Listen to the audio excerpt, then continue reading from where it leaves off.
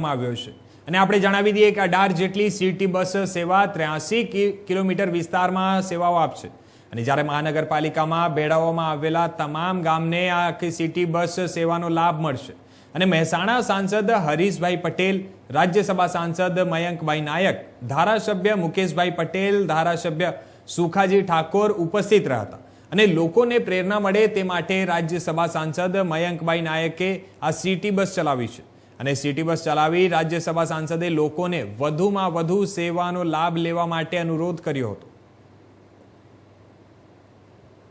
એમાંથી શહેર મોટું થયું, લોકોને આવવા જવા માટે મધ્યમ વર્ગના માણસો હોય, ગરીબ માણસો હોય, સામાન્ય માણસો હોય, એમને ટ્રાન્સપોર્ટેશનની જરૂર પડે। એના માટે રાજ્ય સરકાર પ્રેરિત, રાજ્ય સરકારની સબસિડાઇઝ શ્રી મુખ્યમંત્રી સ્વર્ણિમ શહેરી સિટી બસ યોજના તળે આ સિટી બસ ચાલુ કરવામાં આવી છે। ખાસ એ વાત જણાવું કે કોઈપણ સિટી બસ હોય કે રાજ્યની બસ સેવાઓ હોય એ બધી નુકસાન કરતી હોય, કારણ કે પેસેન્જર મળે ના મળે, ઓછા મળે અને પોસાય નહીં, એટલે આ રાજ્ય સરકારમાં સબસિડી આપવાની છે। જે ખર્ચ થશે, જે ભાડું છે એ સામાન્ય લોકોને પોસાય એવું ભાડું લેવાનું, ત્યારે બસ ચલાવવાનો ખર્ચ વધી જાય તો સરકાર દ્વારા આમાં સબસિડાઇઝ કરી અને આ યોજના મૂકવામાં આવી છે। એટલે શહેરીજનો આ ખાસ વાતને પણ ધ્યાને લેવાની જરૂર છે અને હું આપના માધ્યમથી શહેરીજનોને કહીશ, આ બસનો જેમ બને તેમ વધારે ઉપયોગ કરજો। એના કારણે આપની સુવિધા તો વધશે પણ શહેરમાં ટ્રાફિક ઘટશે, રાષ્ટ્રની ઈંધણની બચત થશે। શહેરમાં ટ્રાફિકનું ભારણ ધીરે ધીરે ઘટાડવા માટે 18 જેટલી બસો મૂકી છે, એટલે 18 જેવી બસો, એક બસમાં 30 લોકો બેસી શકે, એટલે 540 લોકો એક સ્ટેશનથી બીજા સ્ટેશને જવા માટે જો બસનો ઉપયોગ કરે તો 18 બસ અને 540 લોકો ટુ વ્હીલરનો ઉપયોગ કરે એટલે 250 ટુ વ્હીલરની ગરજ સારશે આ 18 બસો। તો આપણે સૌએ પોતાના વાહનો વાપરવા કરતાં સસ્તું પરવડે એવી આ સુવિધાનો ઉપયોગ કરવા હું આપ સૌને આપના માધ્યમથી અપીલ કરું છું। સર, આગામી નગરપાલિકામાં મહિલાઓને ફ્રીમાં રાખવામાં, તો આ વખતે એવું કોઈ કોન્સેપ્ટ ખરો આપણો? એવું હતું, પેલું પ્રાયોગિક ધોરણ હતું, પણ એ અખતરો કર્યો।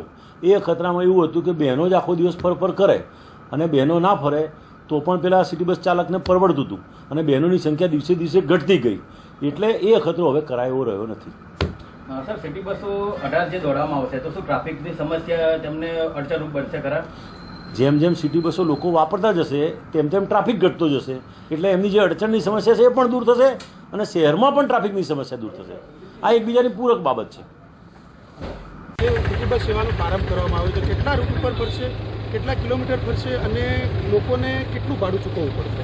આજે મુખ્યમંત્રી શહેરી બસ યોજના અંતર્ગત મહેસાણામાં આપણે 18 જેટલી બસેસનું ફ્લેગ ઓફ કર્યું છે। એની અંદર આપણે અત્યારે 150 જેટલા બસ સ્ટોપ લીધા છે અને પ્લાનિંગ એ રીતનું કર્યું છે કે દર 15 મિનિટે દરેક સ્ટોપ ઉપર આપણી કોઈના કોઈ રૂટની બસ લોકોને મળશે। સાથે સાથે લોકોની સુવિધા માટે આપણે એક એન્ડ્રોઈડ ઉપર એપ પણ બનાવ્યું છે મહેસાણા મ્યુનિસિપલ બસ સર્વિસનું, અને લાઈવ પણ કરી દીધું છે। તો એમાં એપમાંથી જ લોકો ડાયરેક્ટલી રૂટ જોઈ શકે, બસનું લાઈવ લોકેશન જોઈ શકે, અથવા એમને જે નવી બસ પકડવાની છે એ ક્યાં છે અત્યારે અને કેટલો ટાઈમ લેશે એ પણ આ લોકો જોઈ શકે। સાથે સાથે એપમાંથી જ લોકો પોતાનું ટિકિટ પણ બુક કરી શકે, એ મુજબ આપણે આયોજન કર્યું છે।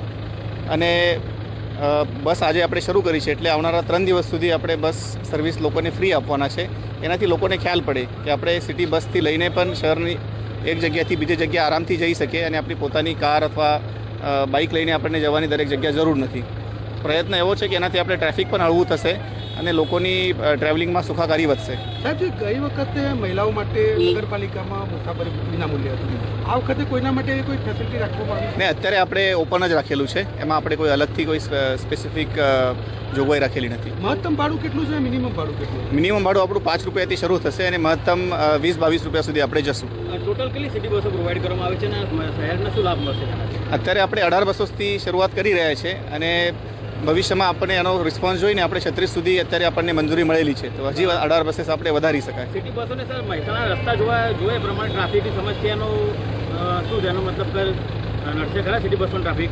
મેં એટલે જ આપણે સિટી બસ લોન્ચ કરી છે કે જે લોકોને દરેકને પોતાની કાર લઈને બહાર પડવું પડે છે, ટ્રાફિકની ઇસ્યુ થાય છે, પાર્કિંગના ઇસ્યુ થાય છે, એટલે સિટી બસ આપણી શરૂ થાય તો અમને આશા છે કે એનાથી થોડી આપણને રાહત મળશે। સર, જે કમળપથ માટે આયોજન થઈ રહ્યું છે, જે બાકી રહેલો કમળપથ છે, આ કમળપથ ક્યારે બનાવવામાં આવશે, કેટલા ખર્ચે બનાવવાનું આયોજન છે અને એનાથી લોકોને શું ફાયદો? નવી